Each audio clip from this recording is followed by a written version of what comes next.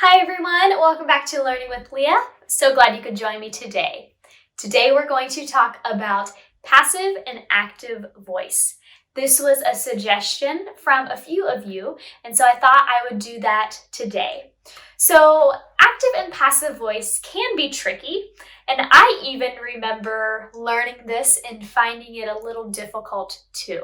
So hopefully I can make it easier for you to understand, but of course let me know if you do have any questions after this video. All right, so let's get started.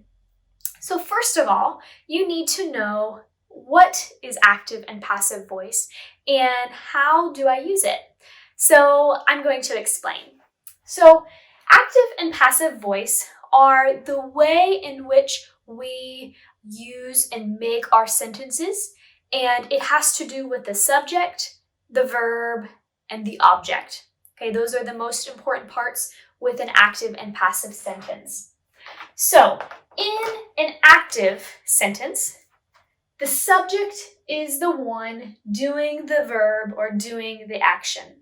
So in an active sentence, the person, the subject at the beginning of the sentence is the person or the thing who does the verb, who does the action. For example, this is an active sentence. Put A for active. The monkeys ate the bananas. So the monkeys are the ones who are eating, right? They are the ones doing the action. They are the ones completing the action. So the monkeys ate the bananas. This is an active sentence. Okay, a passive sentence is when the subject is the recipient of the verb's action. Okay, that's kind of confusing. Or you can say the object is now the subject. So this is the active sentence. The monkeys ate the bananas. The passive sentence is the bananas were eaten by the monkeys. Okay, so I'll write P for passive. So here you can see the object, this is the object here, is now the subject. Okay, so now the subject is the recipient, the person who was receiving the action. So in the active sentence, the bananas are what is receiving the action, right? The bananas is the object. So when you make a passive sentence, the object now becomes the subject, okay? The bananas were eaten by the monkeys. And now this here is called the agent. The agent. So the monkeys are now the agent, okay? So the agent, when you use a passive sentence, the agent is optional, okay? The agent is optional. It's not required to be put in here, okay? So this is kind of the basics of active and passive sentences. So what you need to remember is the subject in an active sentence is the one doing the action. That is the person or the thing who does the verb, right? And then in a passive sentence, we switch the order. So the object now becomes the subject, and it is the one who receives the action of the verb. So here the bananas are the ones that are being ate, right, or being eaten. So the bananas are the ones receiving that action. Okay, they're being affected by that action. So what you do to change the sentence is you switch the object to the subject position, okay? And then you have the subject now be in the object position. It's not the object, it's now the agent. And that is how it is a passive sentence. Now, it is important to know a few things. Number one, you can have an active and passive sentence in any tense, okay? It doesn't matter if you're talking in simple present tense or past tense or future tense. You can use an active and passive voice in any of the tenses.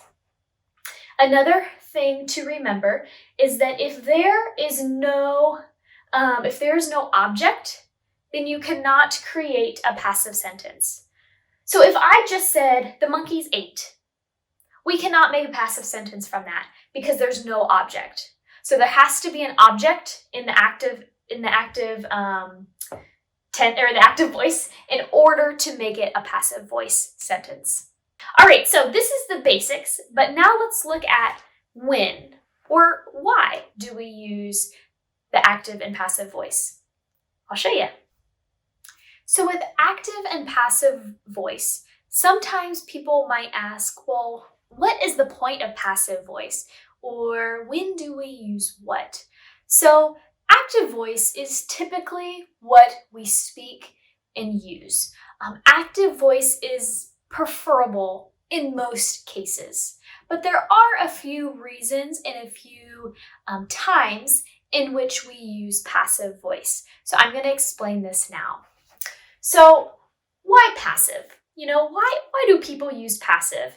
Sometimes it sounds very formal or awkward if we use passive voice in our oral language. But there are 3 reasons or 3 times when we use the passive voice.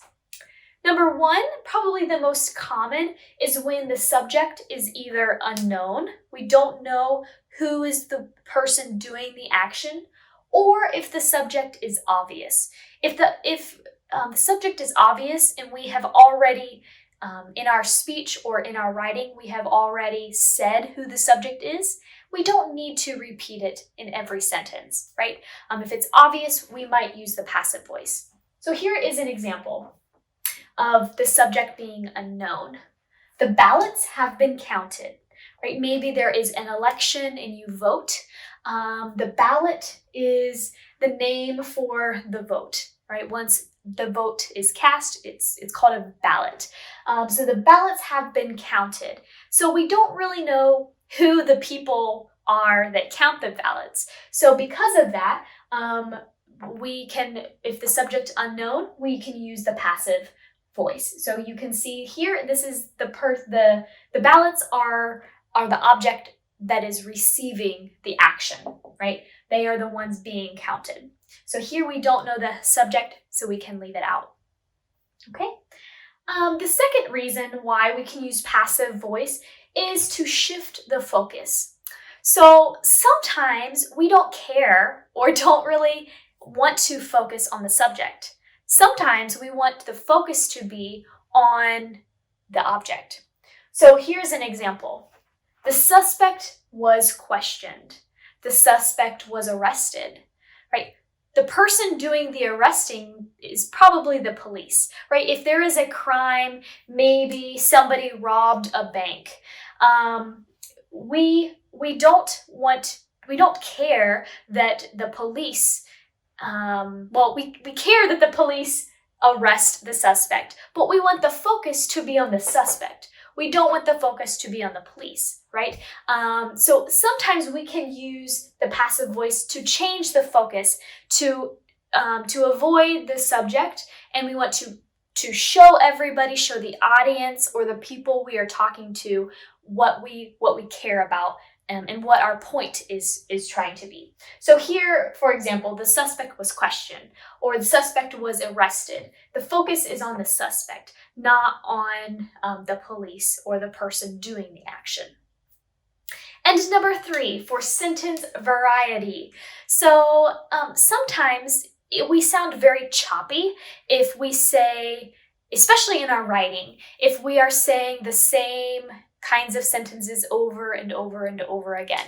I did this, then I did this, then I did this, then I did this, right? And it sounds very repetitive. So to make it flow better and to maybe change the variety of the speech, we can use passive voice. So I wrote some examples. So this is an example of making a cake, right? I mixed the eggs and the sugar together. Then I added the flour.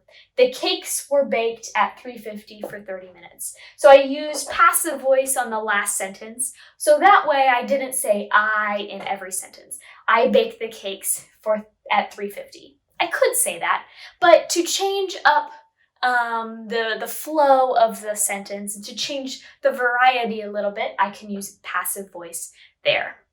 So these are the three main reasons why we use passive voice. This is definitely the most popular, the most common reason why. And then this is probably the order of importance. So most of the time we use it because the subject is unknown, sometimes to shift focus and sometimes for sentence variety. Let's look at some examples now to do together. All right, so let's change these sentences from active to passive or from passive to active. So let's look here. I'm doing my homework. First of all, is this active or passive? Ding, ding, ding. You're right, it is active. If you said active, yes, you're correct. Why is it active? Because the subject, I, am the one doing the action, right? I am the one doing the homework. The homework is not doing me, right? Hopefully not, at least. So if we want to change this into a passive sentence, we first put the object into the subject position. So my homework. And then we change our verb, all right? Is being done. And then we can add our agent, by me. My homework is being done by me, okay? We change I to me because now it is a pronoun and an object pronoun. So it's at the end of the sentence, so we use me. All right, number 2, they cleaned the house. Okay, active or passive, they cleaned the house. It is active. Active. Why? Because they are the people doing the action. The house is not the one cleaning, it is they. They are the ones cleaning. So if we want to make this into a passive sentence, we're going to put house, so the house, cleaned. So this is past tense, which means we need to keep it in past, in a form of past. So the house was cleaned by who? By them. Okay, get out of your way. The house was cleaned by them. All right, and the last one, active or passive. The light bulb was invented by Thomas Edison in 1879. It's a longer sentence. Okay, active or passive? And it is passive this time, yes. Okay, passive. Why is it passive? It is passive because who's the one doing the action? Is the light bulb the one invented? Is the light bulb the one who is doing the invention? No, right? The light bulb is the object that is the one being invented. Okay? All right, so how do we change this? So first of all, who is the one that did or performed the action? Thomas Edison, okay? So Thomas Edison, I'll just do Thomas E, and then invented the light bulb in 1879, okay?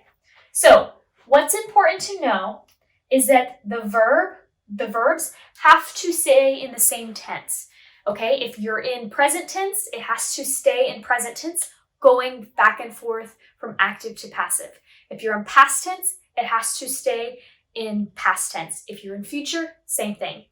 All right, so now let's do some practice. I have some practice questions for you, so we'll do that next.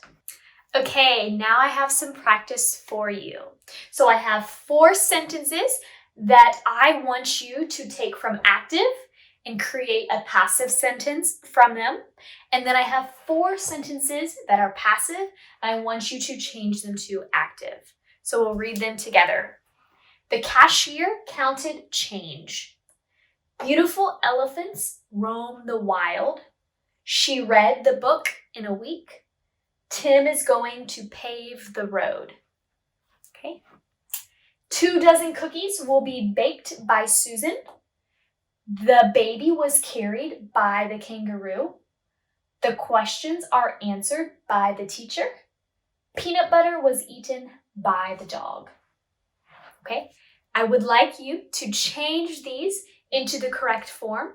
Comment below and I will tell you if they are correct or not. Okay, all right. I think that's it. All right, so hopefully this was helpful for you. Let me know if you have any other questions. I'd love to help you in any way that I can. All right, make sure you hit subscribe if you have not done that already, and hopefully we'll see you next time. Bye.